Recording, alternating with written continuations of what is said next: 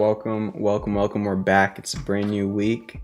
Got a lot to talk about. Pretty eventful weekend. On Friday, we had the jobs report, really heavily underperforming. Then yesterday, we had SNL, Elon Musk, Dogecoin.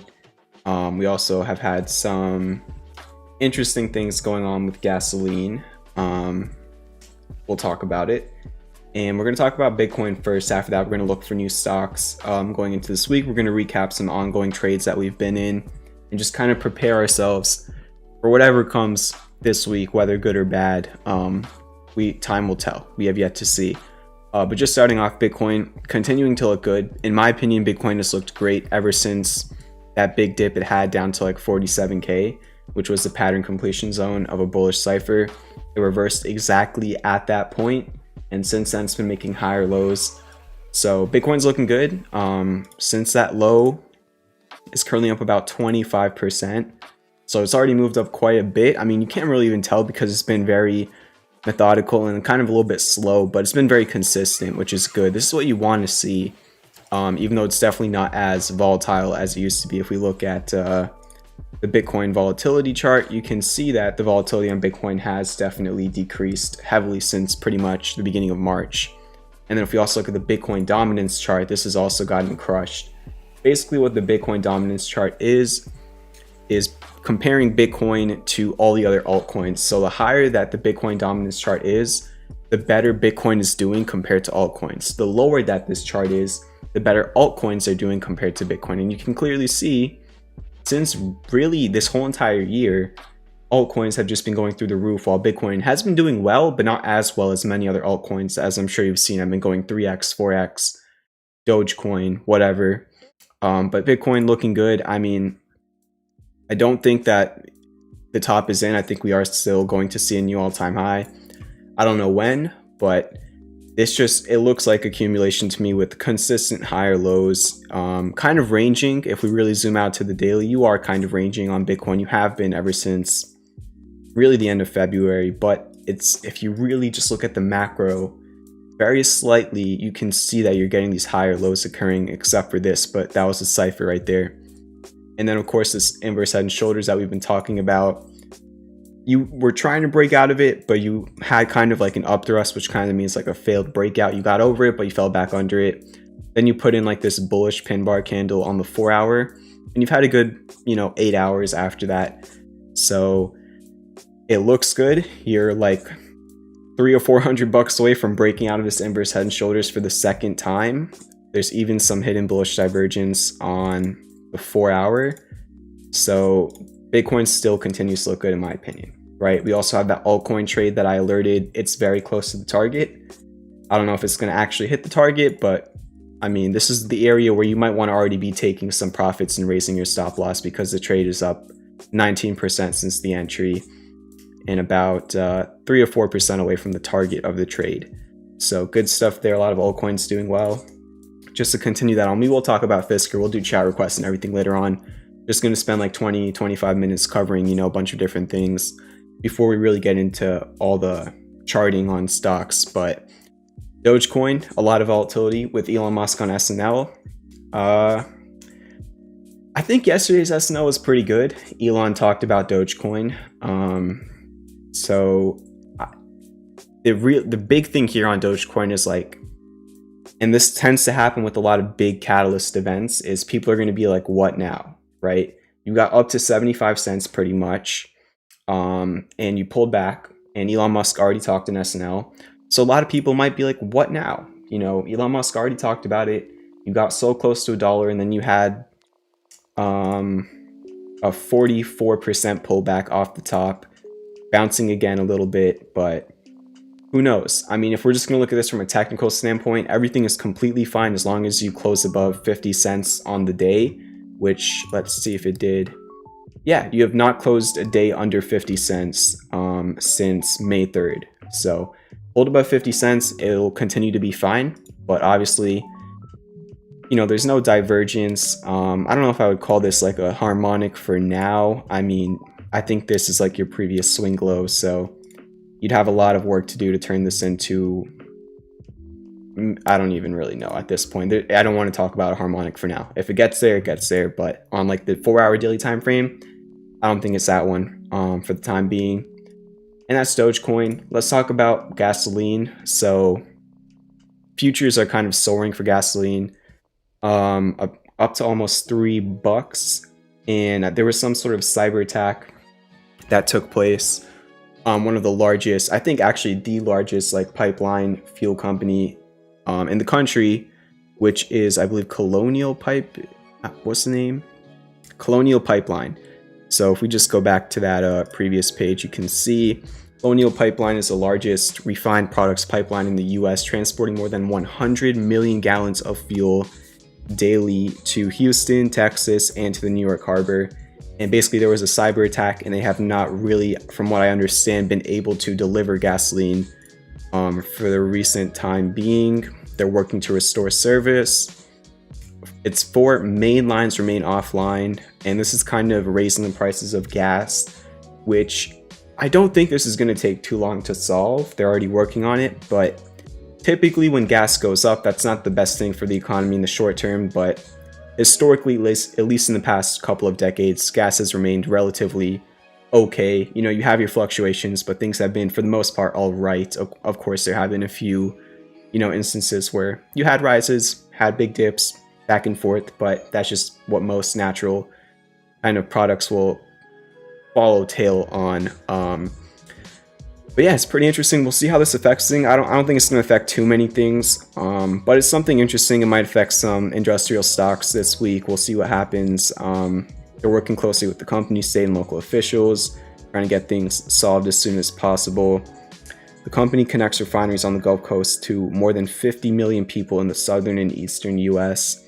So pretty big deal. Gas futures rose about almost 1% or 0.5% to settle at 2.12, but now looking at futures, they're like up to 3, depending on which futures you're looking at. So pretty interesting. We'll see what happens. Hope everybody had a good weekend. Happy Mother's Day to any moms in the stream and to your mothers. And yeah, we'll see what happens this week. Let's talk about the stock market for a little bit now, or for the majority of the stream now, but make sure to hit that like button, hit that subscribe button. I'm officially done with college, or my first year of college. I'm not done with all of college, but I'm done with my first year of college. So for the next 4 months, I don't have to worry about that and doing homework and going to classes. So I just got a lot more time to focus on trading, streaming, and helping out however I can. So excited for summer. I hope you are. Hopefully, we can all actually enjoy this summer with vaccines and being able to actually go outside, but we'll see what happens. And yes, oil futures. Let's look at stocks. NASDAQ and S&P futures are up. They're both up 0.25%. Still kind of moving up along. You're kind of at the top of the wedge on S&P futures. I don't think you're at the top of the wedge on the actual S&P for now, just the way I have it charted. So we'll see what happens. So if you look at the NASDAQ, not too much of an edge on futures, but they're up, so that's good. Really rough, volatile week for the NASDAQ last week. I mean, you had a nice bounce towards the end of the week, as you can see on that wick, but pretty much Tuesday, Wednesday, and the beginning of Thursday were pretty hectic. So we'll see what happens. Really, Thursday during power hours when things really turned around. You had a good Friday. Let's look at the actual S&P. No divergence. I'm on the weekly time frame. You're getting to the top of the wedge, certainly. The last 1, 2, 3, 4, 5 times you've been at the top of the wedge, the S&P has had a pullback. And just the way I have it charted, you are currently, or where the market closed on Friday, you're about 0.75% away from hitting the top of the wedge again, depending on when you hit, obviously, because if you hit it up here, it'll be more. But we'll see how that continues to develop. On the daily, though, I have not even looked at this, but believe it or not, there is some hidden bullish divergence on the daily. And divergence on the S&P works really, really well for both bearish and bullish scenarios. So we'll see if this plays out. I haven't even looked at that until now. So you do actually have some divergence, which is good. On the 4-hour, you even have RSI hidden bullish divergence, where you're making those lower lows on the RSI, but you're making higher lows on price. Also good.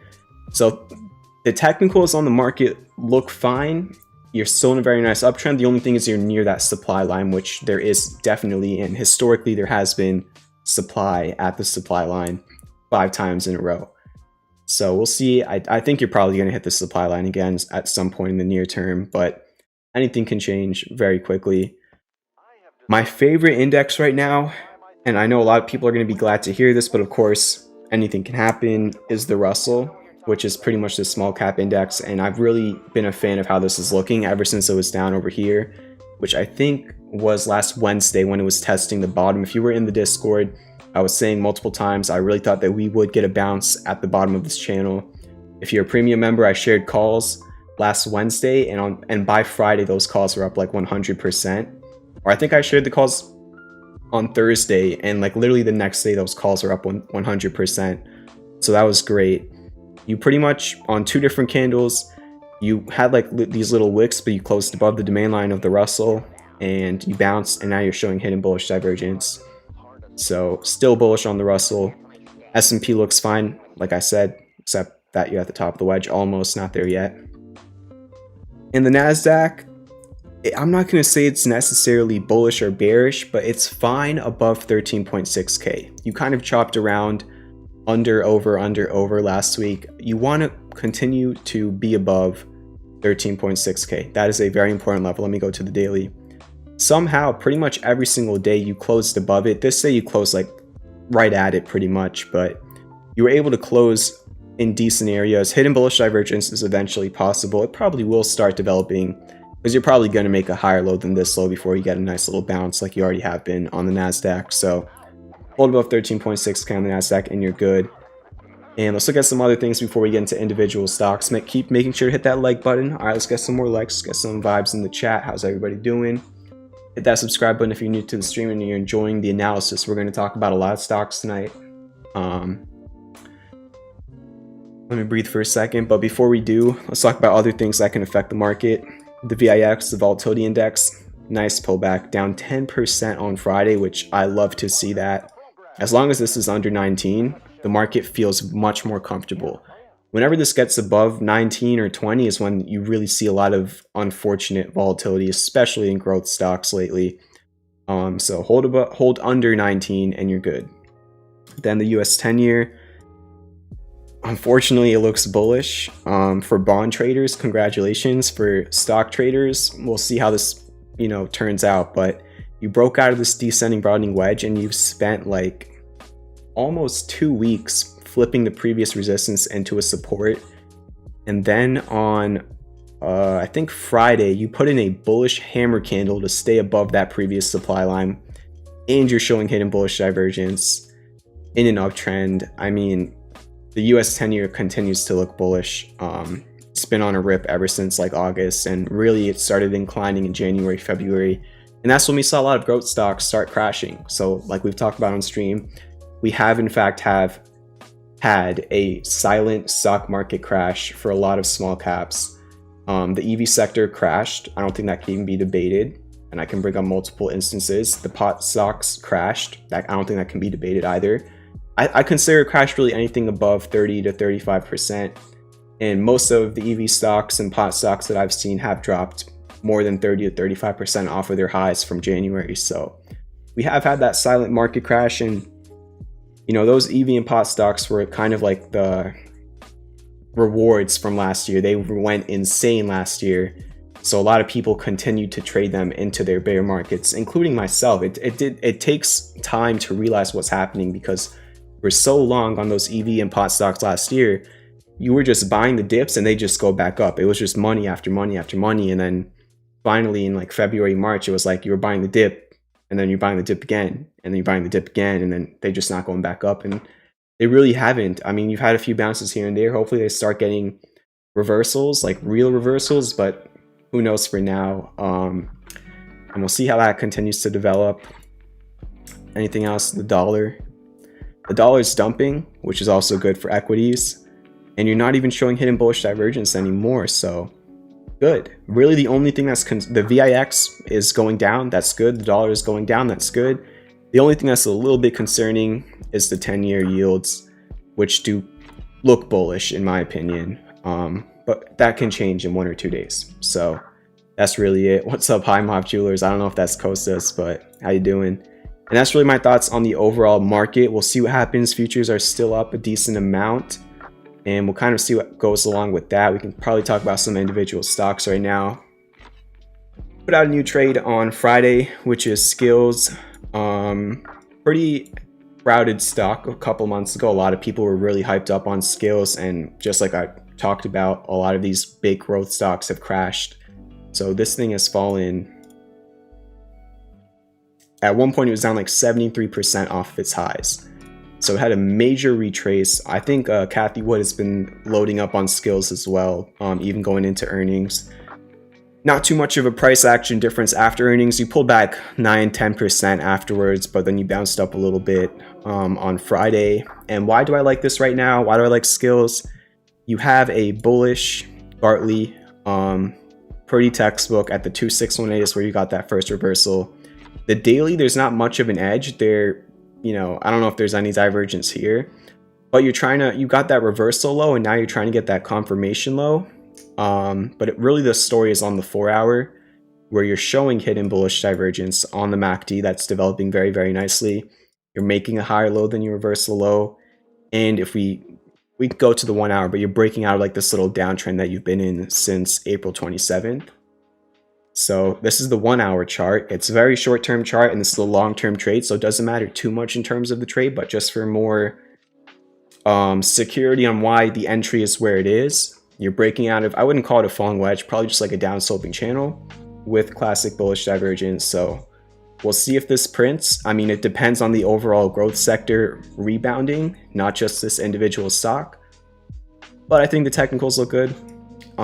So definitely more value areas than anywhere up here, and we'll see what happens on that. Let's talk about Fisker for a little bit. Also been on a very, very rough run, like most other EVs. It technically is at the PCZ or another PCZ of this bullish butterfly that we've been talking about for a while. It hasn't reversed at the previous PCZs, so I don't know if it's going to reverse at this one. There's good and bad news here on Fisker, all right? The bad news on Fisker is you're still in a horrible downtrend. You're not making higher highs or higher lows. There's just a huge lack of interest in not only Fisker, but a lot of other EV stocks. They obviously had the chip shortage issues, which doesn't even affect Fisker, but that's like sector-wide for EVs.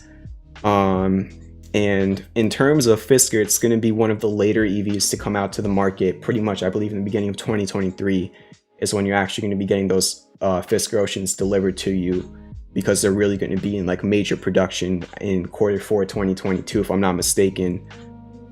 So we'll see what happens. I mean, it's going to be a long time until it's at the level that a lot of other EVs are at, just in terms of customers and productions, but they have a very nice amount of reservations. I think it was over 15K the last time Fisker talked about them, which is very nice. I mean, they don't have the same pricing on their reservations as other EVs, but there's still a lot of people putting down the 250 to say they want the car. So eventually, you're probably going to reverse. I can say that with a high confidence. I can't tell you when it's going to reverse, like for real. However, it doesn't take that much. You oversold on the daily for only the third time in history. The other 2 times you oversold. The first time you had like 150% bounce in price. The last time, which was just recently, you went up like 25% in price. And now you're oversold again. Typically, Fisker does not stay oversold for more than 1 to 2 weeks before having a nice bounce. Just based on these last 2 times, and if we go to the 4 hour, like 4 different other times, like here, here, and here. Let me skip this song. But yeah, that's Fisker. No divergence. Eventually on the daily, you're probably going to get classic bullish divergence over here, which is good. But you need that MACD to start going back down towards green. But I'd say with like a 95% probability, you're going to start developing classic bullish divergence at some point. But who knows, maybe it does come all the way down to over here before you start developing the classic bullish divergence, and then it goes back towards green. We'll see what happens. And that's my thoughts on Fisker. For now, you're at the 1272 from X to D, which is one of the pattern completion zones, and we all know how this first butterfly went on Fisker, one of the more legendary trades that I put out. Went very well. And that's Fisker. What else? SOS we could talk about for a little bit. We'll do chat requests in like 10-15 minutes. Um, hanging on by a thread. Technically, the trade did fail because it closed under the stop. This has been getting crushed for a long time. A lot of people were super hyped up about this stock on this way up, and a lot of people are bag holders because of the way back down. I did not ever really touch this until down in these areas. It has been a little bit rough, but not only once but twice last week you got very nice bounces on this. So even during the trade before it failed, on I think Wednesday it had like a 14% bounce that I know some people did take profits on. I think on Thursday, or maybe I think it was Thursday morning, it was up like 6%, but then the market pulled back and it also closed down like 6% after being up 6%. So really volatile. This is really all I'm looking at. You kind of had a hammer candle on May 4th last week when you got down to like this 380 level, and you kind of bounced off that level again, or you held that level on Friday. We got onto the 1 hour, you could see a little bit more clearly where this is really your support. I don't even know why it's that extended, but really like 386 is what you want to hold above. It's not a lot of room to breathe. So we'll see what happens tomorrow. It's going to be very easy to tell whether you break the support or not right off the rip. And then another one, iSun. I think this, I don't know if it went up after hours, but it still looks fine as long as it's above 930. You're holding the double bottom. You're a little bit under the 200-day moving average, but you are developing your classic bullish divergence. It's go time. It's now or never for iSun. You're in the area where you want the reversal, so hopefully you get it this week. We'll see what happens. SPG, beautiful. Beautiful back test, flipping the previous resistance into a support. This is pretty much a break, hook, and go, which is the strongest way to confirm a breakout. You had your initial breakout, then you had your hook, which means you were back testing, and then you had your go. Kind of like a, not a bullish engulfing candle, but a nice green candle. The only thing is, apparently earnings are this week or tomorrow, so that could change things either way. I mean, this is more of like a real estate reopening stock. I don't know if their first quarter went well. I do think that they are set up nicely for a good guidance, so hopefully they give good guidance. I don't know how their earnings are going to work, but we'll see what happens. And then PGRE, this is a very long-term trade. It's still in profit. It's still trying to break out. We'll talk about it when it does something. All right, that really recaps everything I wanted to talk about going into the week. Hopefully that gave you some insight. Really interesting things going on. Let me take a look at the chat. I'll type some of those tickers in a minute. How you doing, matey? How many premium and yearly members do we have now? Close to 100. So yeah, awesome. Appreciate all the premium and yearly members. I opened up the yearly subscriptions like last week, maybe the week before, but very recently, and I think we have almost 10 yearly members, which is awesome. So shout out to both the monthly and the yearly members. Really appreciate everybody supporting what I'm doing, and I'm trying to help out however I can. It's been tough for a lot of the small caps, but a lot of the premium trades for the last like month and a half have been not even small caps, but like mid caps to large cap, like tech stocks. So they've done pretty well apart from last week. Last week was very volatile, even though we did have some good options trades like Penn and IWM. There's one big one as well. Rocket was good, and then Intel. Yeah, but that recaps everything I wanted to talk about. If you want me to look at something for you, drop your tickers in the chat, and I'll take a look. So don't request something that was up 5,000% on Friday, and don't request something that IPO'd last week. I need data on the chart to give you an answer, or my opinion, not an answer. Not financial advice, of course. So yeah, drop your tickers in the chat. Let's do some scanning. Let's look for some new stocks going into the week, and let's see what's up. Appreciate all the support. Let's get to it. I think we already have one in the chat, which is AMPE. Oh, that's not crypto. All right, AMPE. Let me just clear everything up there. I like the trend. I mean, it's kind of making higher lows. This low is a little bit weird, but 1, 2, 3 higher high as well. Nice uptrend ever since like March. So good stuff there. A lot of pharmaceuticals have not been doing this, so I think this is outperforming a lot of different pharmaceuticals ever since March, which is good. You don't have any divergence though. Earnings apparently happened last week. I don't know how that went. You pretty much put in like a bullish pin bar candle, and then you had a nice green day with the market on Friday. We were up 8%. little bit tough here. I think you need to get back above like this 186 level where you were finding resistance in the beginning of April. So you fell under it, you want to get back above it. And then, let's see, did you make a higher low? Yeah, then we're talking about hidden bullish divergence on the 4-hour. So get back above 186. If your 4-hour MACD goes back to green, that implies that the uptrend will continue, but that needs to happen first, all right? And that is AMPE. Keep hitting that like button. Let's get to 20 likes real quick.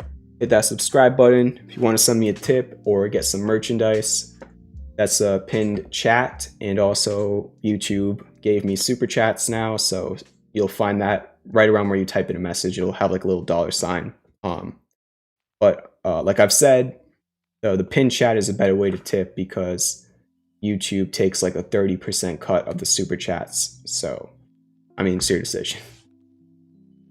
Roku, we'll take a look at it. But yeah, drop some tickers in the chat. Let me see what's up. Let's try and look for some stocks.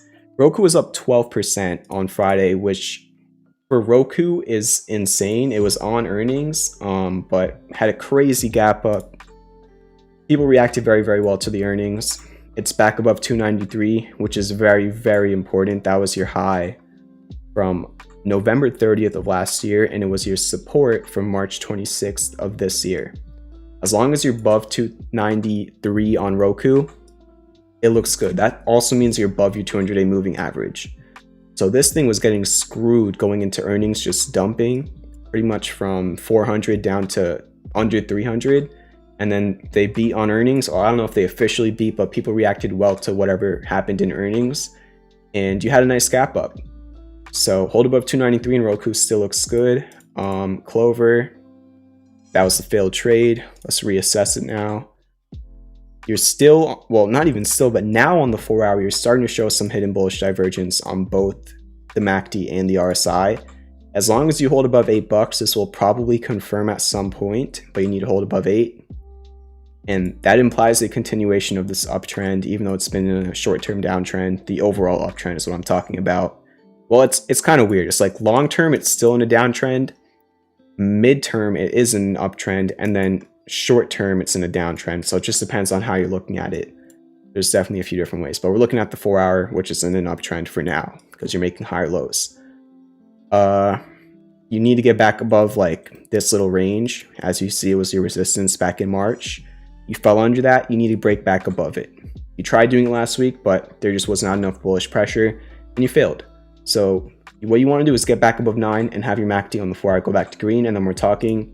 Apparently earnings are going to be, I think, not this week, but next week. Just look it up on Google. And that's Clover. Outlook on DOGE. From a technical standpoint, I don't think there's much of a signal for right now, just because of all the volatility and how crazy it's gone. From a fundamental standpoint, I put out a tweet earlier. I'll just read the tweet to everybody. If you're not following me on Twitter, it's @championvibe. My tweet was 2 points on Doge. Point number 1, stop saying, oh, what's the function and use case of Dogecoin? Because everybody, is like, what even is Dogecoin? It's a meme coin. It does nothing. That's true. But does that matter? Most people who are trading altcoins don't care about what it actually does. They just care about if the price can go up. They're trading it, or even like long-term swinging it, but they're just playing the hype of the bull market. They're not, I'm not saying this for everybody. Of course, a lot of people just dig into the projects a little bit, just to know what you're putting your money into. But like, let me read this 1 second. I'll get back to the tweet. Let me fix my audio too. Let's see, Commando 26V with the $5 donation. XLM, please. Definitely, I'll look at it right after Dogecoin. I assume you mean the crypto, so I'm gonna look at the crypto. Correct me if I'm wrong, but Stellar Lumens is what you want to look at. Take a shot. But yeah, like there is no functionality, but like, who gives a crap? On like literally most of these altcoins, nobody cares, because yes, a lot of other altcoins do have a lot more functionality than Dogecoin, but nobody is using those altcoins for their functionality. Like, I have made a lot of gains off of crypto without even knowing what I was trading. Like literally, I just look at the ticker, the chart looks good, and the trade works out, and I don't even know what that crypto did. And that's the case for a lot of other people who trade cryptos. That's just what the crypto market is. Of course, there's the big names like Bitcoin, Ethereum, Litecoin, and that those fundamentals are great and they do matter. When you're talking about altcoins and S coins, it doesn't make a difference for now because most people are not using altcoins for function and use cases in 2021. Maybe in 2 or 3 years they will be. I'd say maybe 2 or 3 of the only altcoins that I think people really care about the functionality on is Chainlink, the smart contracts, VeChain, and Cardano. Maybe Binance Coin as well. But other than that, like, there are hundreds and hundreds of altcoins that people make so much money off of without caring about the use case. That's point number one. I know I extended the explanation a little bit, but just give you my thoughts. And then point number two, which is the point number one was a good point. Point number two is not so great for Dogecoin. It's not really a limited supply like Bitcoin.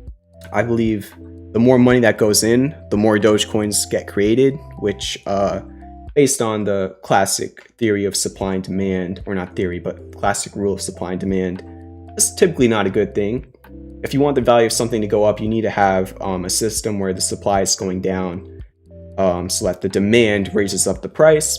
On Dogecoin, the price is still raising because there's just so much demand for it. But the issue here is once the hype starts dying down, which I promise you at some point it will, could be in a year, it could be in a month, I don't know.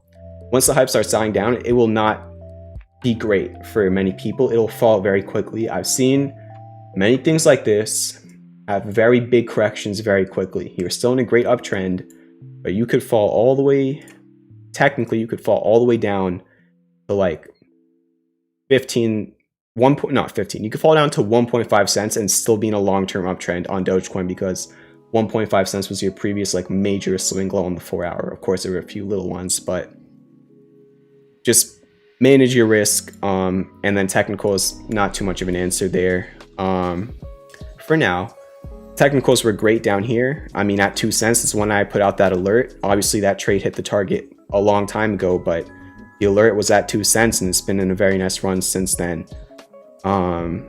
And like I said in the beginning of the stream, you just want to hold above 50 cents, which is kind of like your local support. But yeah, XLM for Commando 26B. Take a look at it. I like it. I mean, obviously depends on Bitcoin, but I also think Bitcoin looks good for right now. Doesn't mean it can't dip. It easily can, and typically when Bitcoin dips, most other altcoins will dip as well. But you're showing hidden bullish divergence because you made a higher low from this low to this low. Lower level on your MACD. 4 hour looks good. Daily, also hidden bullish divergence is confirmed. So a lot of hidden bullish divergence. Even on the RSI, you have it. So very good oscillators, very nice uptrend. And if we go back to the 4 hour, it's pretty much a cup and handle. It's not perfect, but I would definitely classify this as a cup and handle. I'm not going to spend too much time drawing it out just so you can get the point, but say probably something along the lines of like that. All right.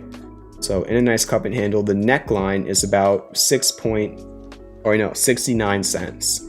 So you need to break above 69 cents. And if you break out of this, if you really break over 70 cents, I think you're going to go to at least $1. It's just a psychological resistance. And I'm sure if I go on like a different exchange, I could find more historical data. But based on the Coinbase exchange, there's no resistance until there. I don't know if that's an all-time high or not, but it's definitely the highest you've been in a long time, even if it's not.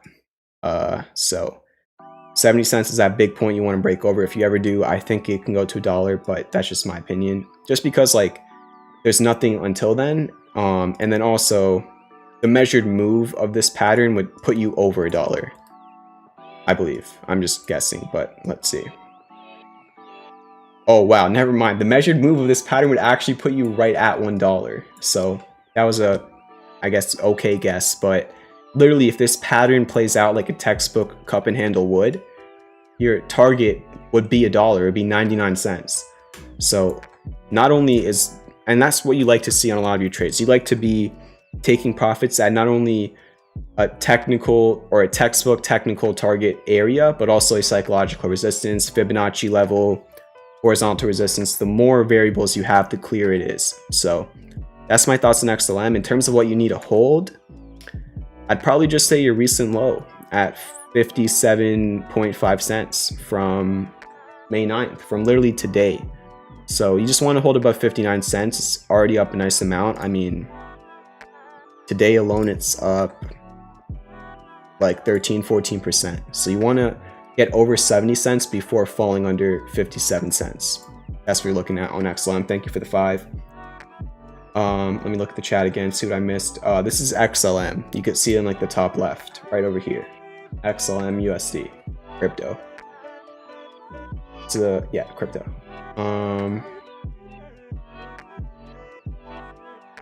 Let's see what else we got here.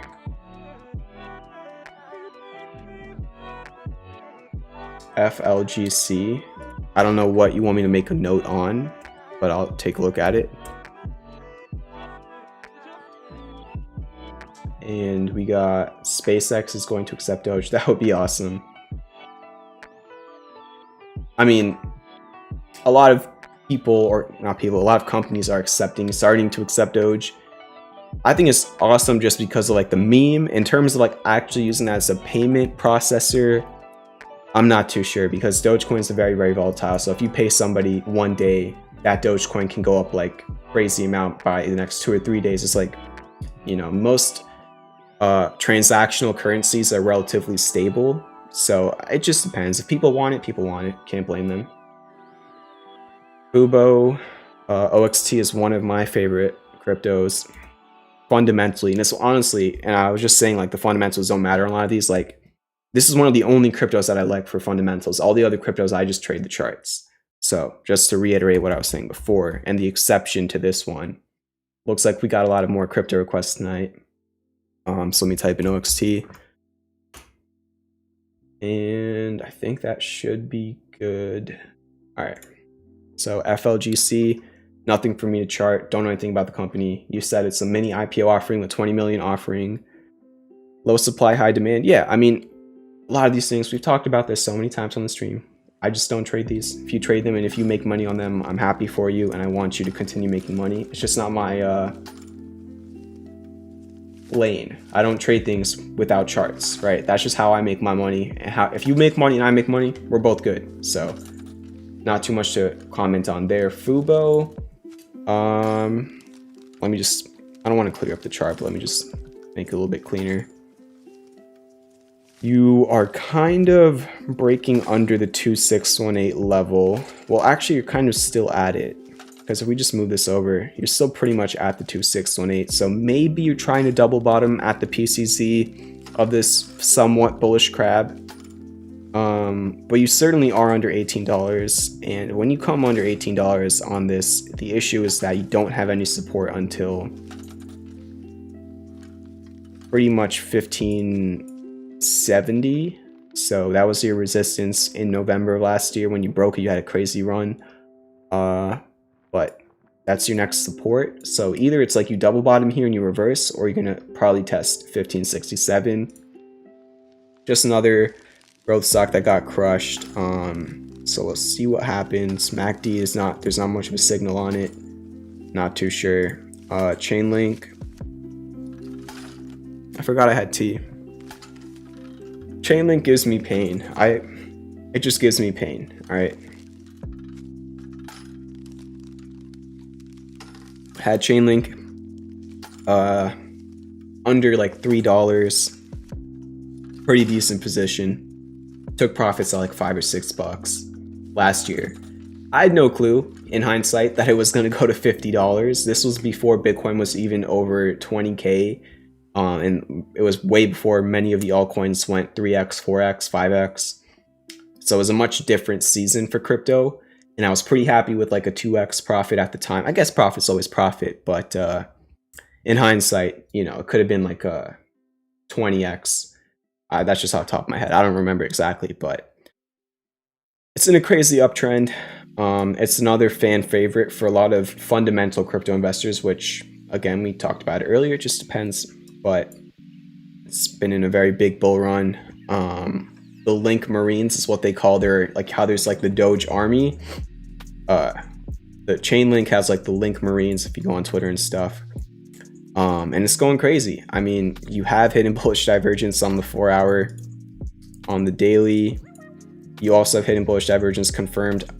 I think your support's probably your previous high from the middle of April at like $44. So as long as you're above that, you're still fine. And maybe you're trying to break out of this range right over here. If you want to use like Fibonacci, probably just like from here to here. 55, 60 would just be resistance. It's also psychological. Not too much else to do there. All right. OXT, pretty much it's like a VPN service where like you pay for the service with the OXT tokens, which is why I think it's pretty cool. It also, for a lot of like Asian countries, when they have like a lot of censorship on what websites you can and cannot use, I think it's a pretty cool semi-decentralized solution for that. Obviously they still have a lot of work to prove. Right now, from a technical standpoint, I don't know if there's much of an edge. You know, kind of like an XABCD, but I don't know if it's anything official. Probably not. I mean, no, but it's, you get the wave, you know, the 1, 2, 3, 4, 5, and then reverse, regardless of the Fibonacci levels. And there was even hidden bullish divergence, but like this was like the big area, 50 cents. Really wasn't much of an like a historical level, but I guess it was just psychological. You know, halfway to $1 is where you bounced off of, and now you're at 66 cents. We zoom in on the 4-hour. No divergence, but it looks fine. You're making higher highs and higher lows. Maybe like a channel is how you would look at this, like an upsloping channel. I'm not going to chart this perfectly, but like something like that. You get the point, where the higher highs and higher lows are being created kind of in the middle of the channel. I don't think that this would be a harmonic either. I think the B point's a little bit deep.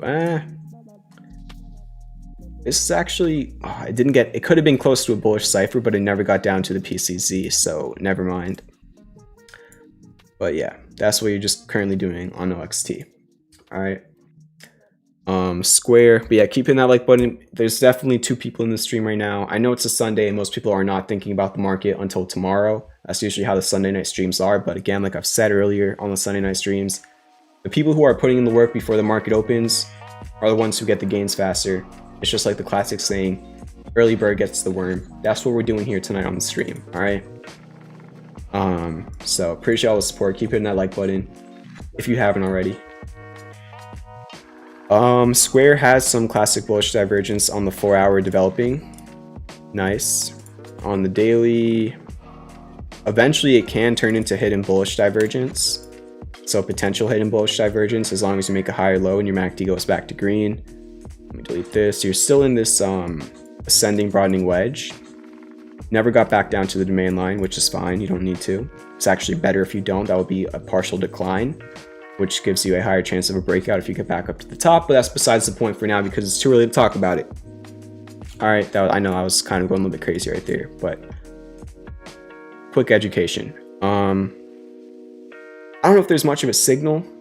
You're at the lower area of this pattern. You have some divergence, which looks good, but you need to get back above 243, which was your highs from pretty much the end of last year, and it was your support around April 20th. So that's like your important level that you want to get back above, which if this divergence plays out, it should not be too hard. You even gapped up a little bit. I think earnings were last week. Not too sure how they went though. Yeah, I mean, for a lot of these cryptos, it also just depends on where you enter.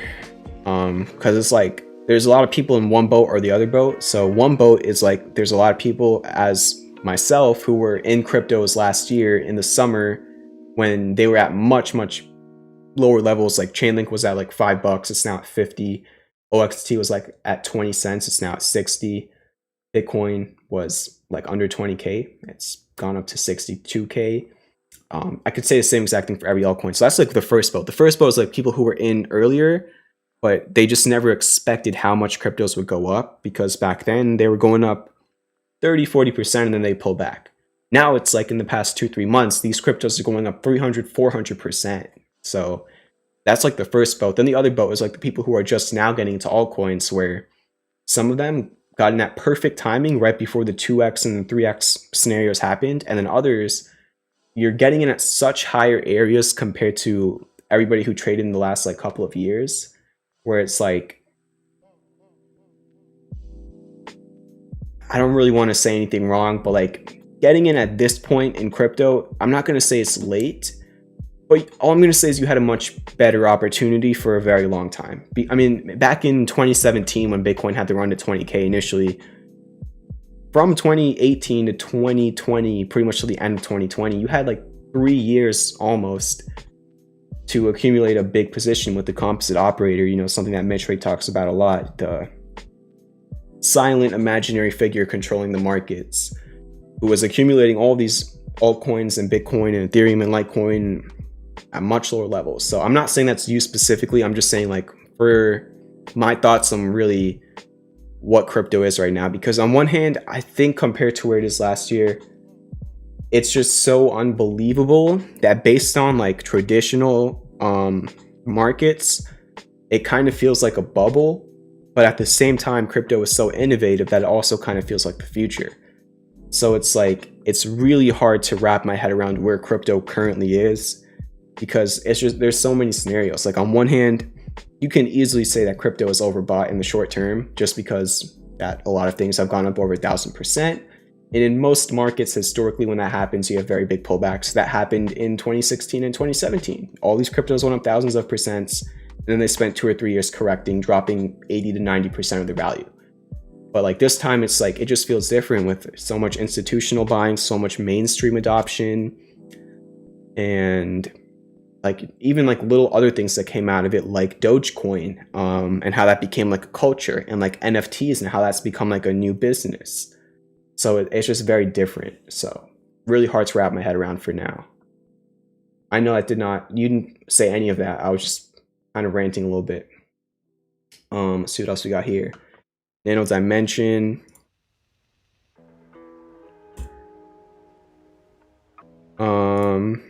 You're at the 200-day moving average. You're trying to hold it. I'd say this is around a support level as well, $6.18. It's not perfect, but it was kind of your highs over here, kind of your lows over here, and you're kind of trying to, like, this whole entire area is kind of like a important area. Like, really, all of this. That's like your, as Mitch Ray would say, your congestion zone, where like you have support and resistance historically between 590 to 670. It's been resistance, it's been support, and right now you're trying to use it as support. If you ignore these little red islands, you do have some classic bullish divergence developing on the MACD. You definitely do have some on the RSI on the 4 hour. If we take a look at the daily, not much of any divergence. So it's like pretty simple. Either you reverse in this congestion zone and you could probably retest $9 eventually, or you break it and you're probably going to fill some of these gaps, like 467.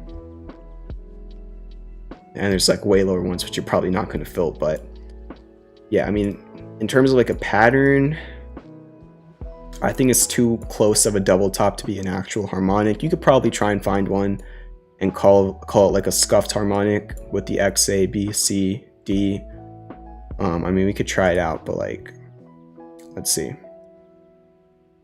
I don't know. I mean, this is not like any official harmonic in my opinion.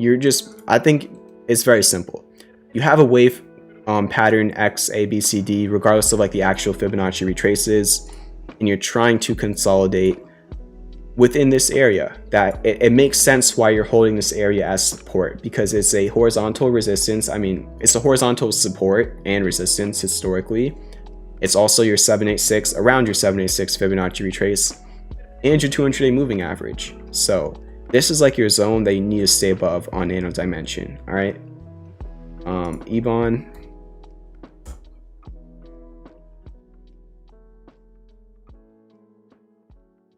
Need to get back above 381. I know it was up after hours on Friday. I don't know how much it went up. We could take a look.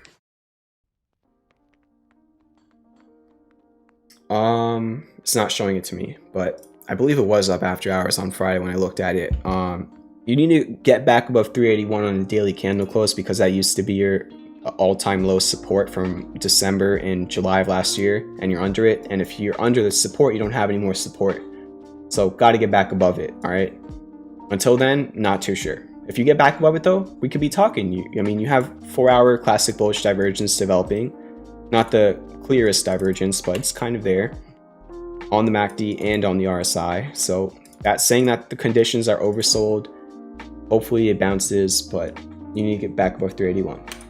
ATOS.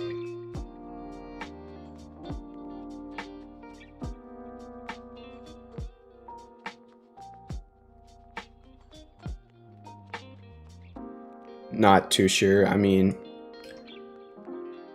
it was kind of like a Gartley sort of, and it already reversed. So you had classic bullish divergence, added PCZ, the 1618 from B to D, and you had a very nice, I mean, ever since the buy signal, which was over here, a pattern completion zone and bullish divergence on the MACD, you've almost doubled in the share price. So that was the value entry area. Now, if you enter here, you're entering near resistance. This is where a lot of people could be taking profits, because 286 was your support in June of 2020, August of 2020, February of this year. So these are like resistance zones. If you break above them, you could continue running. You could see 384 eventually, but like, I don't know if it's going to break above them. I don't see much of a pattern or any divergence. It's in a nice uptrend. As long as you continue making higher highs and higher lows, it's fine. But there was a better area. And like I always talk about, as a trader, you always want to have a competitive advantage. You want to be in a situation where you want to be in more profit than other people in the stock, so that you can take profits earlier and get out before things reverse. It's like any other craft or competition or sport. You want to have the upper hand.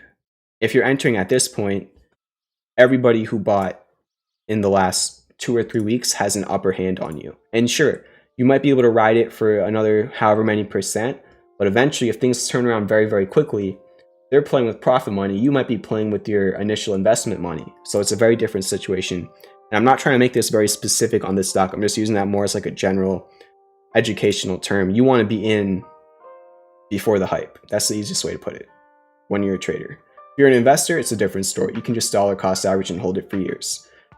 As a trader though, you want the 3-to-1 reward to risk. You want the very textbook way of playing it. And it would have been like this. That would have been your trade pretty much.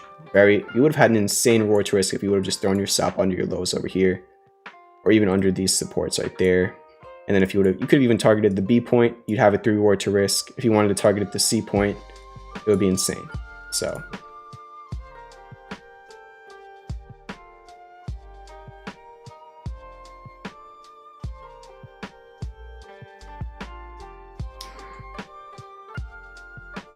I don't know. I don't like that music. VISL, it broke out of, I'm not going to call it a pattern, but let's just say it broke out of a supply line. You could have looked at it in a few different ways. I mean, I don't care about the demand line at this point. So you had a supply line, you broke out of it, you had a nice move, but then it pulled back. And believe it or not, I did not just create this because I know the price is right over here where the entry of this trade would be. And this is obviously not an official trade, but I didn't just create this. I actually created this right over here. On April 22nd, I created this potential trade for premium members, but I was really sick that week and I was in bed and I was sleeping, and then I woke up and it was up like 10%. So I was like, great, that's a missed trade. And now 2 weeks later, it's come back down to the same exact area. The thing is though, at this point, it's like you've already broken out and you don't really have any divergence on the 4-hour or the daily. Why I initially liked it over here was because you had classic bullish divergence and you're breaking out. But you've kind of fallen back down. I guess if it holds 239, which was your lows from March 5th when the S&P was at the bottom of the wedge, right over here. If it holds this could be a trade. I mean, it still can be a trade. It's just not the same probability that it was a couple weeks ago. But you're still above support and your 200-day moving average, so it's fine for now. VNQ, it's in a crazy uptrend at this point. I'm not too sure.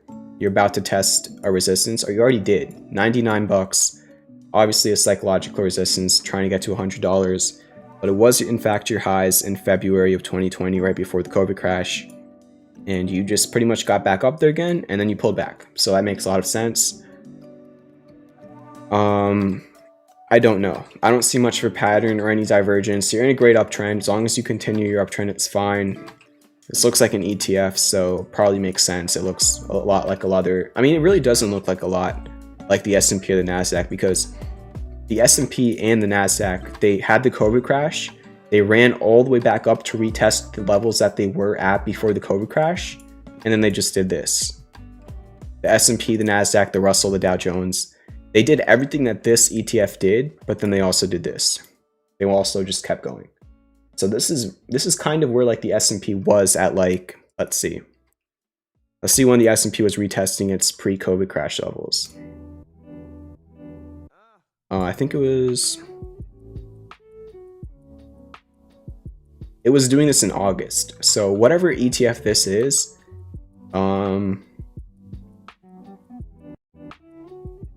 it's about like 9 months behind the S&P 500. So wait, did I even do that math right? Hold up. Yeah, it's about 9 months behind the S&P 500.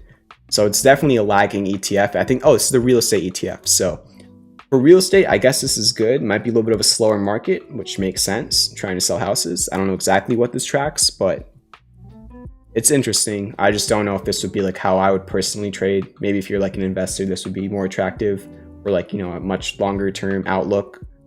Probably more fundamental analysis would go into this than technical analysis. DraftKings got crushed last week.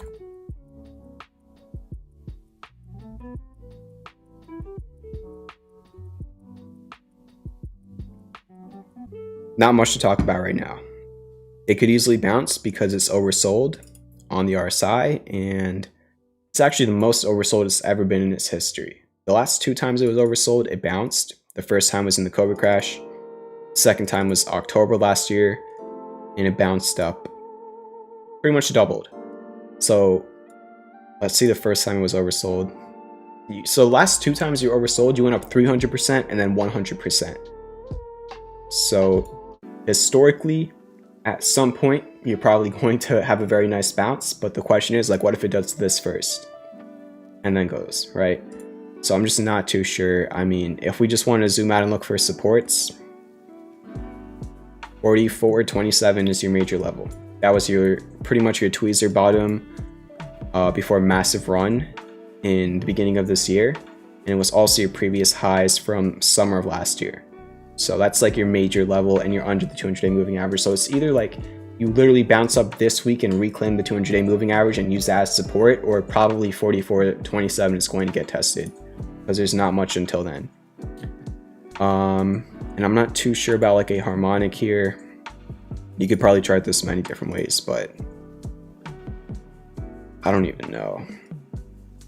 I mean, I guess it's semi-close to like a bat, even though you kind of had a 0.30 retrace from X to B and a double top on A and C. So I don't know. You're at the 88.6 retrace regardless, pretty much. And that's pretty much where you bottomed out on Friday. So we'll see what happens. All right. DAR.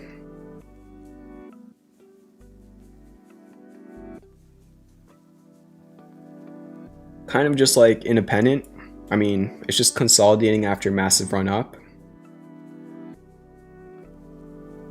Probably look at like something like this, just like a little pennant. Whichever way it breaks out, I'll be telling, but I can't tell you which way it's going to break out. And earnings are this week, apparently, according to TradingView. So that'll probably affect it more than technicals. Run, got to break back above.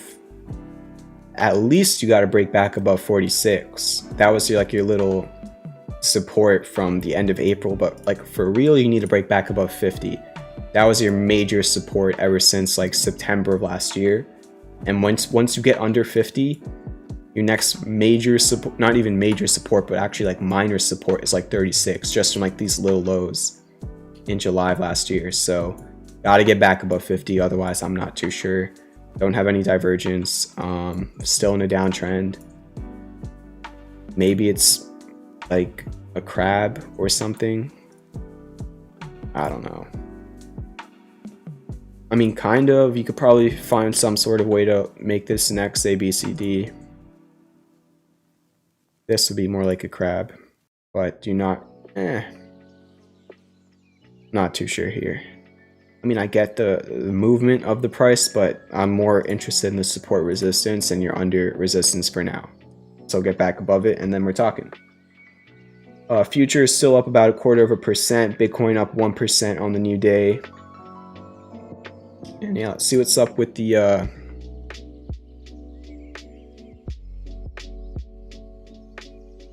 gasoline futures. Oh, which one was it?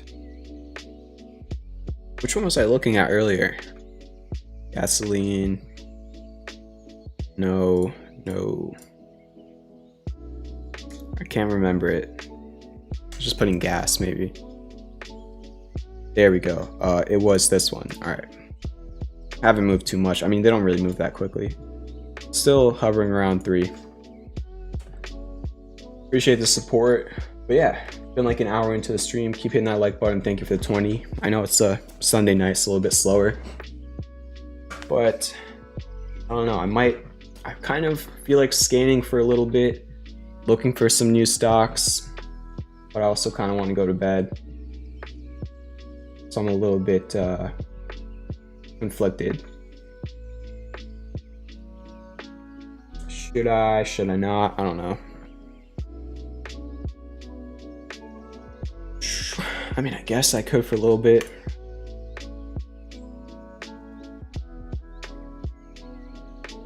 I mean, this is going to be kind of boring, so if you want to get out of here, feel free. I'm just this is what I do off stream, so I don't know. I might just do it on stream tonight.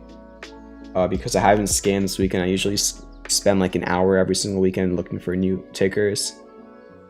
I haven't done much of that this weekend. IPOE had some sort of news or something after hours on Friday. It went up a few percent. If it opens up above this supply line tomorrow, IPOE could be a good mini swing trade or even day trade depending on what the volume looks like, but we'll have to see. THCB. This one looks kind of interesting. I just added these to my watch list earlier today on my phone, but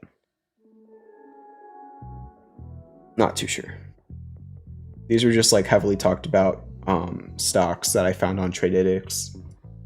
Palantir, Rocket, Square, PayPal, Facebook, IPOE, THCB, APXT. A lot of chatter on them on the social medias.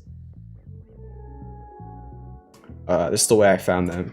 I just go over here to tradeaddicts.com and then I go over to chatters, Twitter, and boom. I think I went to SPACs to get IPOE, THCB, APXT. It's kind of what I did. But usually I use all the other things. I'm not even logged in. Let's see if I can. I don't think it's going to show my password. Please don't. Alright, it didn't. Let's go.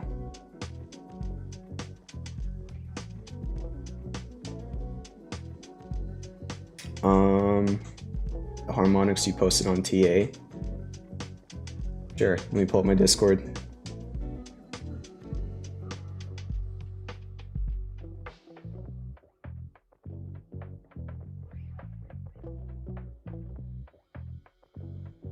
NVTA, I'm just looking at the chat. And then PTIX, we'll look at after this. MVA, I'm gonna kind of really zoom through a lot of charts right now just to get some scanning done. I'm gonna be completely honest with you right off the rip. I'm not too sure on this one. I don't see much to talk about for now based on technicals.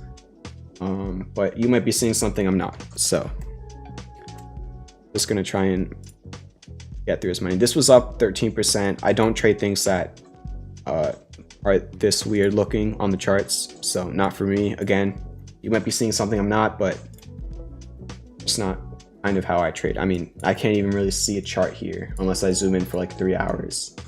So it's kind of hard to analyze this. I just don't know why it got crushed so much, and the candles are just like super gappy. I just can't really do any technicals on that. Hopefully you understand. So let me look at the Discord. In the technical analysis page.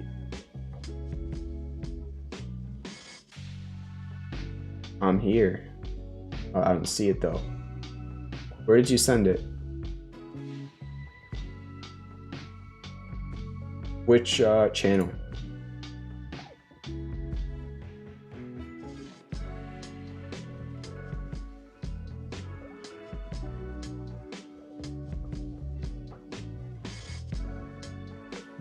On technical trades, I'm just gonna type it in.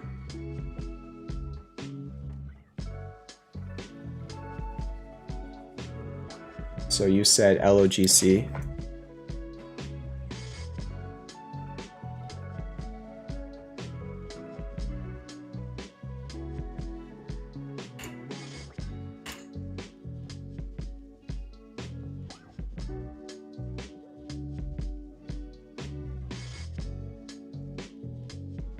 I mean, sure, it's a harmonic, but like, where's the divergence, support? You know what I'm saying? Like, yeah, sure, the harmonic can play out, but like, I'm just saying, like, where's the other variables? You know, that's what I personally want on my trades. If you're just playing the harmonics, you do you. Everybody has their own way of trading, but you know, I like seeing divergence on the MACD. There's no divergence on the MACD or RSI. There's potential divergence eventually, but you need your daily MACD to start waning, which could happen very easily if you start reversing. So maybe it gets a reaction around PCZs, and then you start diverging, and then, yeah, and then for sure. But for now, it's just like, I feel like just for right now, until it starts actually showing demand, which hopefully it does soon, kind of like catching a falling knife just based on the fib levels, which could work, could not work, depends on what probability you prefer, right? That's just kind of how I look at it. So yeah, Palantir, there's really not much to talk about on Palantir. Broke a support, it needs to get back above 2150, and then we can talk about it. But until it gets back above 2150, I really don't know. I've been looking at it quite a bit. There was a lot of options activity on Palantir. Let me go back to, let me close out Discord and go back to here. I don't want to switch my overlay, so I just leave it like this, but hopefully you can kind of see my screen. I can switch to the other overlay, but then it like deletes the chat and it's just annoying. Yeah, on Friday there was a crazy amount. Look at how many sweeps there were on Palantir. This is the options flow. A crazy amount of sweeps last week. A lot of options activity, but you just look at the chart, it's like, needs to put in some work, right? You're under support for now. Under. So it needs to get back above. Let's see though, what are people betting on to do well this week?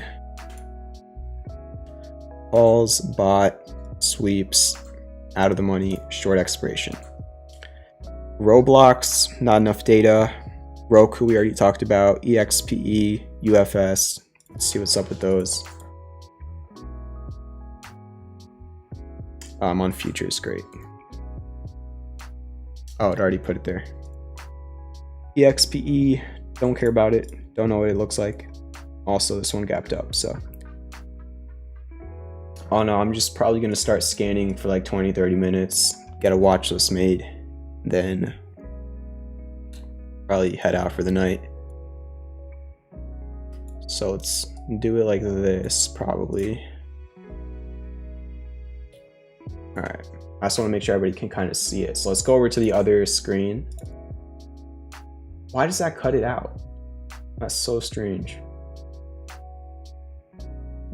Really? I mean, I actually know what I can do. All right, let me just do it like this. Let me move trading view over here. Make this full screen. Perfect. All right, so I'll just type it in. You don't need to see my trading view for right now. All right, so let's just type in a bunch of these takers. Let's do some scanning for a little bit. I can't see the chat right now, so I might not be answering the chat for like 10-15 minutes or 10 minutes or something. This is gonna be boring, so if you need to get out of here, feel free. I'm just gonna do this on stream because why not? I'm gonna do it either way. We'll see if we find anything.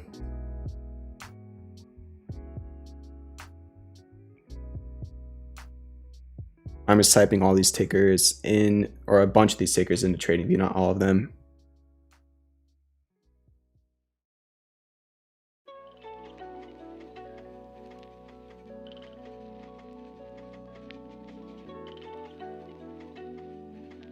could probably put up the music while I do this.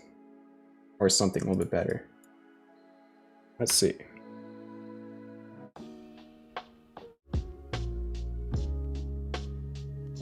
How's this sound?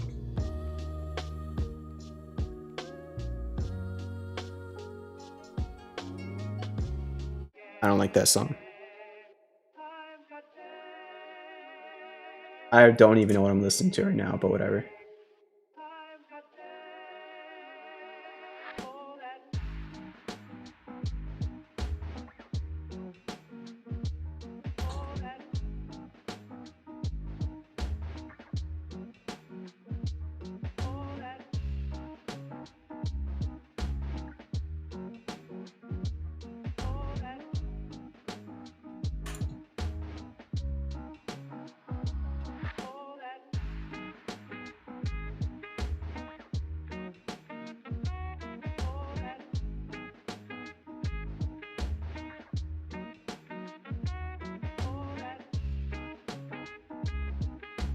Just creating a watch list right now for anybody who just joined in. And then we'll go over all these charts like really quickly.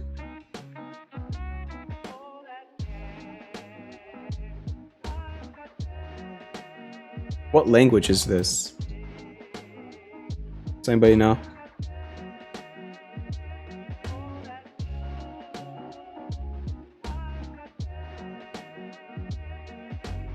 It's kind of fire. Watch it be like somebody saying some horrible words in another language.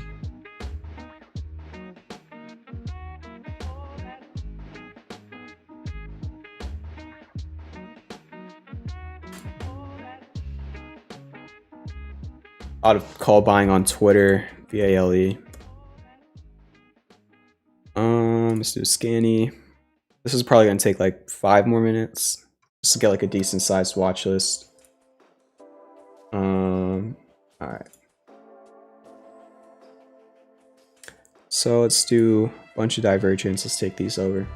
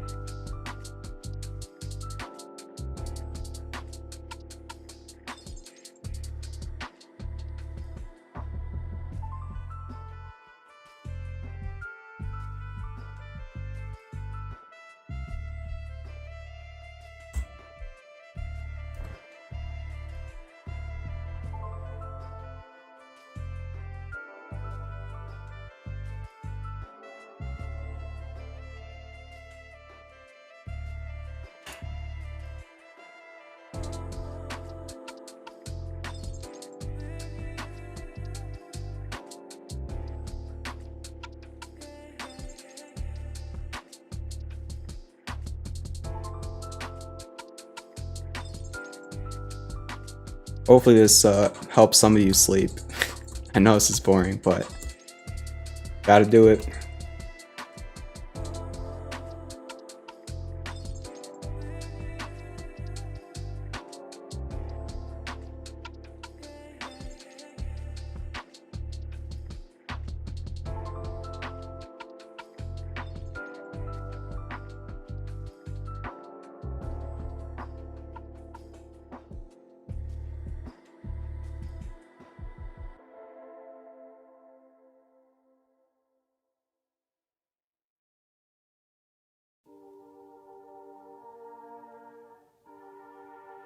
Alright, this will probably be the last page I do. And then we'll look through these charts. I think I got like 50 tickers or something.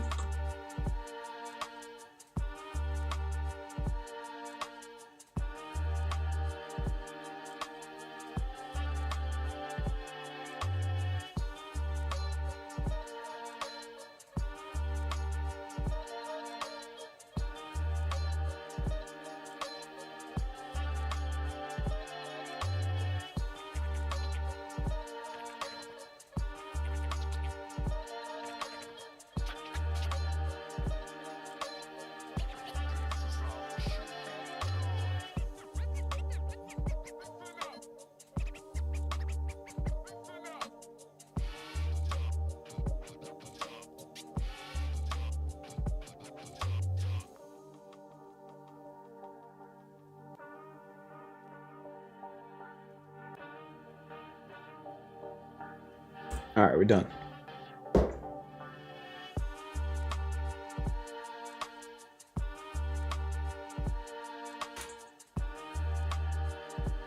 Let's go back over the other layout. Type some stuff in the chat. Because it's all empty now. You're still here. Alright. So let's look through these charts. Added like maybe 50 to my watch list. I'm just taking out the ones that are up like a crazy amount, so we don't have to worry about them. And then we'll get to it.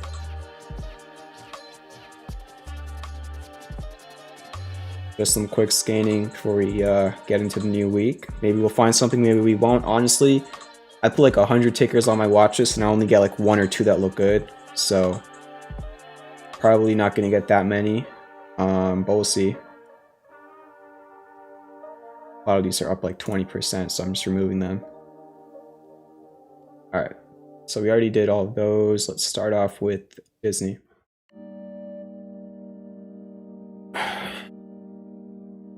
Disney actually looks pretty decent. I mean, I would not swing this just because I don't have the patience, but for options, I mean, Disney has classic bullish divergence on the 4-hour MACD, on the daily, kind of on the daily MACD. It's really small, but it looks like it's finding support at like 181. So as long, and I even put in a bullish pin bar on Thursday with, and then I had like almost a bullish engulfing candle on Friday. So as long as Disney holds above like 181 this week, maybe options could be played. I mean, it's probably breaking.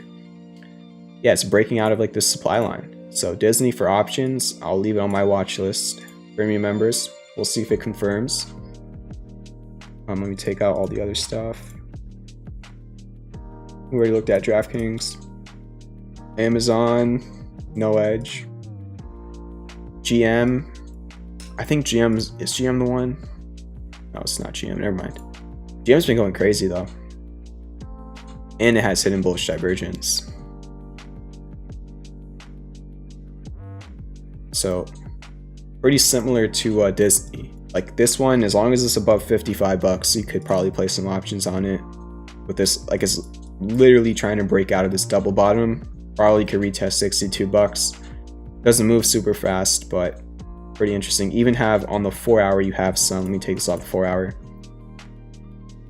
All right.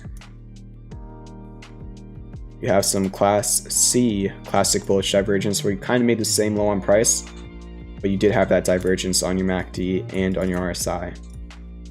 So Disney and General Motors, I don't really have the patience for them as swing trades, but for options, we'll see. Maybe. Depends on how they open and how they do. That one's too overextended. I'm just kind of like running you all through my thought process as I look at these charts, so you can kind of like see how I think about things when I scan through a bunch of charts. I do pretty close. I mean, kind of. Nah, I don't even know. I guess you could pull a harmonic out of it, but I don't really think it matters. I'll just move on. Wrong one. Baba. I just don't know. Like, if I don't like the chart like right away when I look at it, I'll just move on. That's the whole entire point of scanning. Like, you're gonna look through a bunch of charts. Only spend time on the ones that look good right away. If they don't, you have a whole entire list to go through. So that's like what kind of takes up a lot of time, because then like you're gonna go through all these tickers, only a couple of them look good, and then you need to reload your watch list. This one looks pretty interesting. I don't know though. I mean, it feels like it's late to be entering. It already had a hammer candle and it started going with classic bullish divergence. There was definitely a better entry area. Maybe if it dips again, it would be better. It is kind of getting close to a breakout, but I'll just move on. Why? This was a failed trade. Still under the 200-day moving average. No. LVS. No. And the reason I'm saying no for a lot of these is just like I don't see divergence right away or pattern or any support, so I'll just move on until I see something like right away. I'm gonna keep skipping all these charts.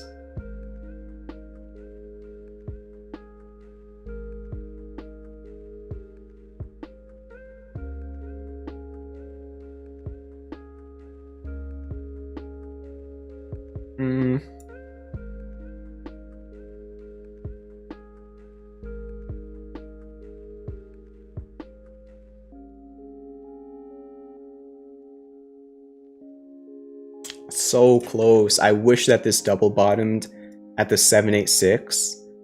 Oh my gosh, and the 786 would also be the 200-day moving average. I wish that it did this, but down over here, because then it would be at the PCZ of a Gartley, and then you also would have classic bullish divergence, but it kind of is doing it at the 70, not the 78.6. Which I guess if the buyers come in here, that's fine. It's just the idea of it, and I just like how it perfectly had a golden retrace from X to B, and then also from A to C, right? So just from like an educational standpoint, you can see it had a golden retrace over here. From the low to the high, it came down to the 618, which is like the best Fibonacci level, and then it bounced. And then after it bounced, it did the same thing. If you go from the high to the low, it came back up to that golden retrace, the 0.618, and then it topped out and reversed. So that's like a really nice Fibonacci sequence, but I just don't like how it's doing this in this area, not down here. So I don't know. Nice hidden bullish divergence here, but not much of a pattern or any support. I don't like the gap down there. Don't see much there. The guy, are you still in here? I think you actually brought this to my attention not too long ago, and it's up a very nice amount since hitting the PCZ of this deep crab. So if you're still in here, thumbs up. ISNS pump and dump kind of stuff. Not too sure about that one or this one. Insert yes, Pepe.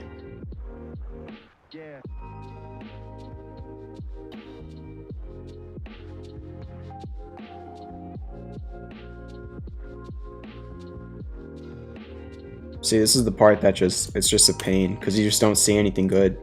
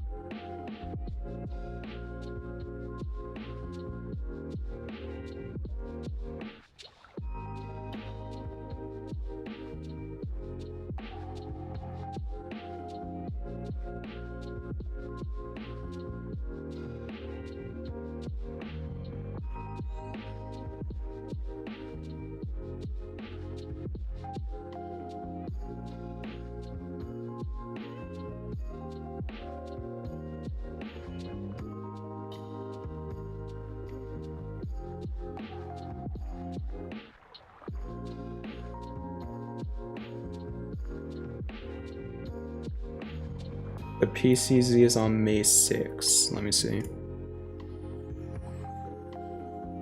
Perfect 618 retrace. Wow. Even to the ups. It's just like the other chart we looked at. Oh, wait, is this the... Oh, this is the chart we just looked at. Never mind. Wouldn't the PCZ be valid Gartley on May 6th? I'm not seeing that. May 6th gives me a 0.72. I mean... Honestly, I think you might be looking at it from B to D, which is pretty much the 127. So good eye over there. I was only looking at the X to D. But if you look from B to D, this is a new story. So thank you for bringing this up. Because look at this. Now you're trying to... Okay. So this is what I was missing. This is why it was good that I did this on stream and not off stream. Right? Because when you only have two eyes looking at a chart, I'm going to miss things. But when I have like 20 other people in here with me... Thank you. Good eye there. So you are actually, so the Gartley I was talking about, you're actually double bottoming at a PCZ, the 1272. So good. I mean, as long as it's easy to manage your risk as well, because all you need to do is hold these lows. So on the 4 hour, you also have divergence, class C, where you make the same low on price, but less negative momentum on your second MACD island, and then higher low in your RSI. So you have 4 hour divergence. Boom. I mean, pretty simple to play this in my opinion. I would just I mean, it's pretty aggressive, but you're playing a big pattern, so it's a long-term trade if you're going to be playing it. I'd probably throw my stop loss. Yes, you can, just if you really want to be more conservative, just throw your stop loss under the double bottom. If you want to get a 3-reward to risk and just really give it some room to breathe, you could throw it under the 200-day moving average, but then you'd probably want a pretty small position size on this because then you're risking 18%. So if you're going to use a normal position, I just do stop loss under the double bottom. If you want to make it like a loose stop, probably just do this, but then put in a lower position size so that regardless of if you use this stop loss or this stop loss, if the trade fails, you lose the same amount of money, right? So if you use the tighter stop loss, have a bigger position size. If you use the lower stop loss, have a lower position size. So whichever one you choose, the risk is the same amount based on the dollar wise. That's just how I play when you could have 2 potential stop losses. That's just kind of how I look at it. But usually you always want the same position sizing on every trade. It's just these scenarios make it a little bit different. But yeah, I'll keep this on the watch list. And we'll move on.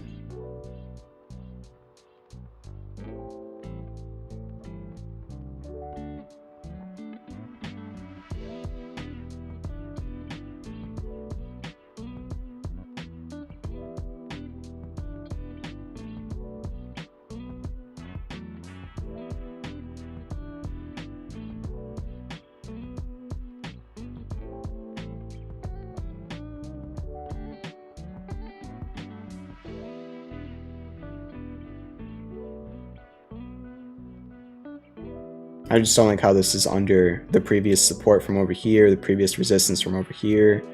Sure, you have some divergence on the daily in your added demand line.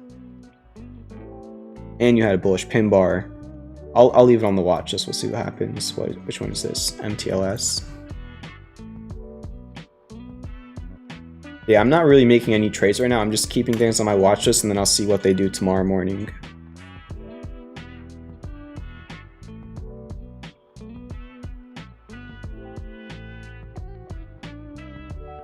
Looks like we've got a little bat, kind of, a little bit shallow there. I mean, wait, a little bit high up there. Let's see. Twitter has some heavy buying, some heavy call buying, and institutional buying as well. So you made a higher high on A to C. Got the 382. Kind of close to a shark, but not. It's a mix between like a shark. It could have been a bat if you didn't make a higher high on A to C. I mean, the psychology's there. Yeah, cipher, bat, like shark, like you could look at it in a few different ways. It just depends on which pivot point that you want to stretch to your imagination. But it's at the 200-day moving average as well. It's at an 88.6% retrace.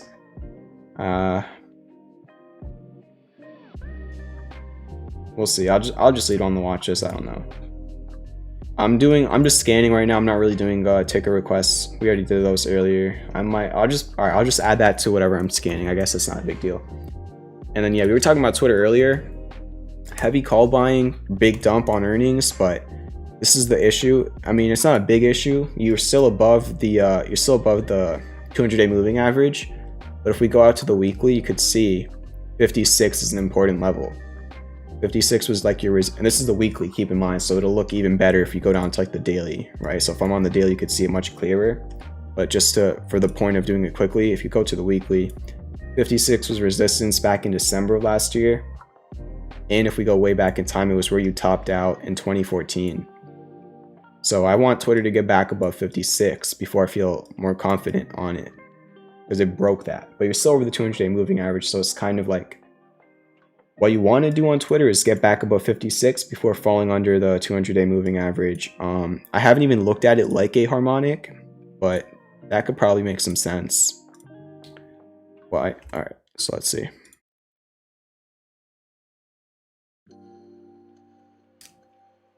I'd probably use this low because this looks like one wave.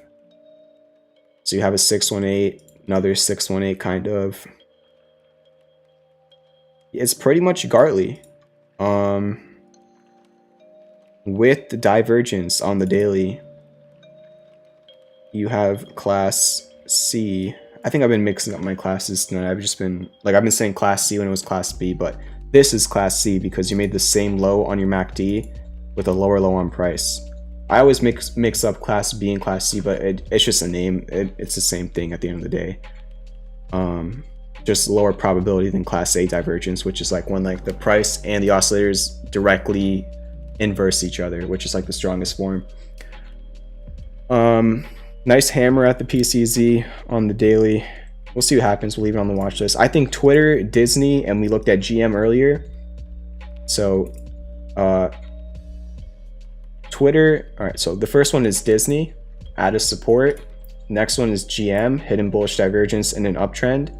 And if you go to the 4 hour, you have classic bullish divergence and a double bottom. And then Twitter we just talked about.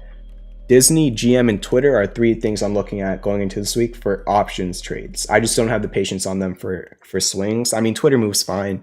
Twitter could be a swing, but I'd probably just play options with those if I do play them, but I gotta wait for confirmation. So maybe some options trades on those, and then DMTK could be a potential swing. MTLS needs some work. NIU needs some work. Let's keep it going. Not much here or here.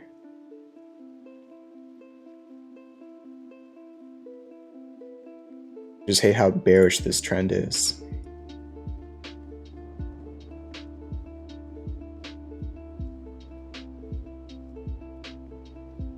And I'll just move on, whatever.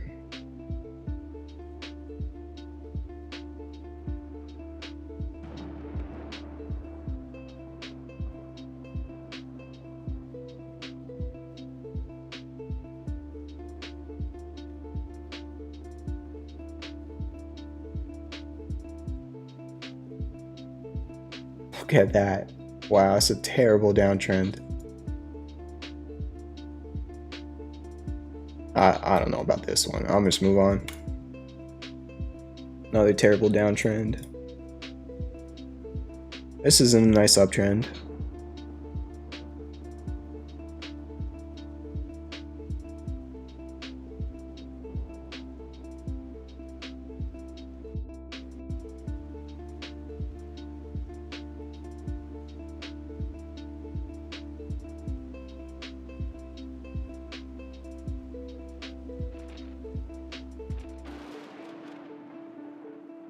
This is a cipher.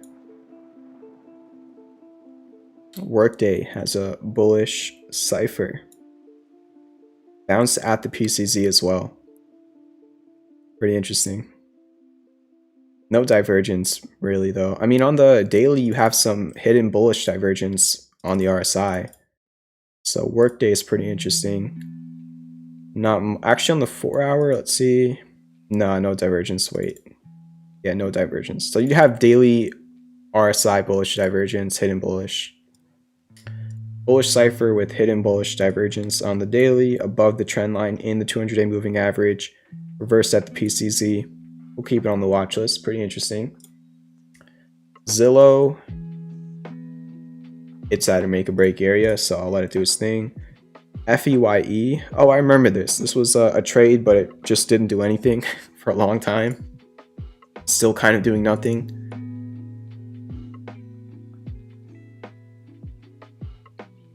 I think it broke out of this downtrending channel and then it flipped the resistance into a support, and now it's eventually it can show hidden bullish divergence on the daily.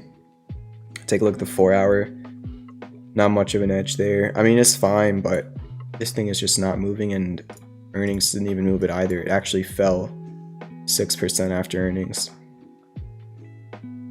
I'm not too sure.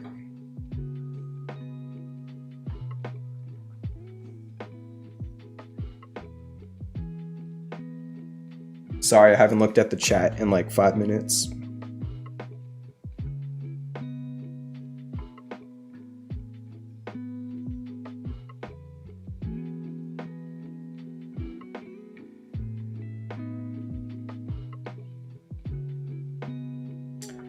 Yeah, I guess we could start doing this on Sunday streams. It's just usually we get a lot more ticket requests, but tonight not too many people showed up, so I just figured I might as well do this on stream because I would have done it off stream like I usually do. I've done this a couple times in the Discord as well. I don't know. I just a lot of the times whenever I do scanning, I just like put on music and stuff and just kind of chill out. So that's why it's just different. When I'm scanning like alone, I can just really get through charts a lot quicker. But if you guys like this, I keep doing it. Like once a week, twice a week, whatever. Starting to lose my voice, so I'm probably going to cut out the stream in a few minutes.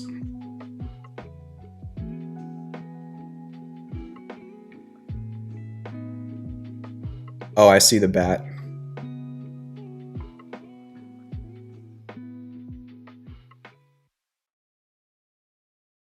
I mean, depends on how you're looking at it. Are you looking at it like this?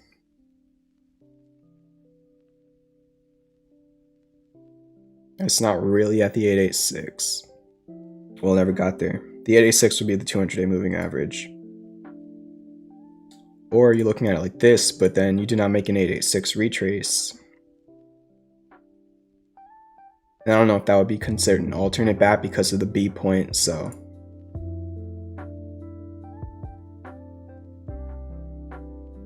But yeah, I think I'm gonna call it there. I'm kind of losing my voice and I'm pretty tired.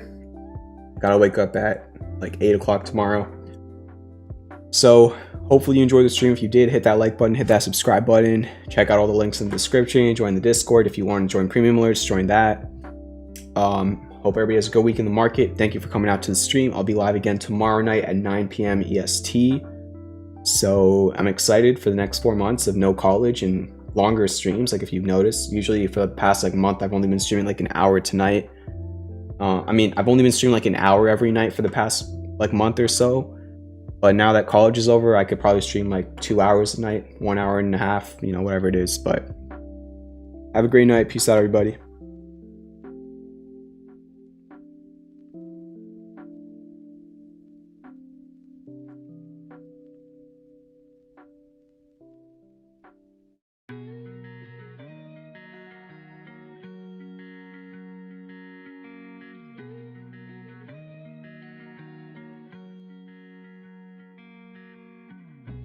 PCH driving, I needed some inspiring. Peace and quiet, I'm running from the sirens. They ain't been around, but they know about where I've been. Had to put the time in to let them know it's time. Fuck a plug, you don't need it when you plugged in. They know it's us, we don't need no introductions. It's just us, we don't need no one for nothing. But it's always something. Skipping town, cause I really can't be around it. Sometimes the only way to go is right around it. Had some shit to say, I didn't like the way it sounded, so I left it where I found it. Yeah. Why stop now? Why stop now? No, not my style, not my style. Yeah, drop top down, that's my style. Why stop now, baby? Why stop now? PCH driving, I needed some inspiring. Peace and quiet, I'm running from the sirens. They ain't been around, but they know about where I've been. Had to put the time in to let them know what time it is. Got that in common, we all feel the pressure. Bitch, I'm plugged in, yeah, the vibe is electric. Room full of comments, they all tryna sex me. Feel like Dennis Rodman in 1997.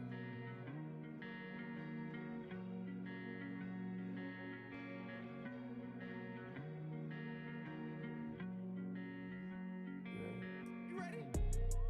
I don't do this, but I do tonight. Yeah. Eat that pussy like it's food tonight. Yeah. They don't love me, but it's cool tonight. I like to keep it loose, but keep the moves tight. You was right, running numbers up, I'm shooting dice. Fuck a suit and tie, I'm loosey goosey, but the moves are tight. Louis slippers never slipping, I just let it slide. I was on your side till you group me with these other guys. Hand on the blunt, I ain't done. Here come the sun, hair up in a bun. Yeah. And I like what I see. She a freak, said she only really do this shit for me. That's her cap. PCH driving, I needed some inspiring. Peace and quiet, I'm running from the sirens.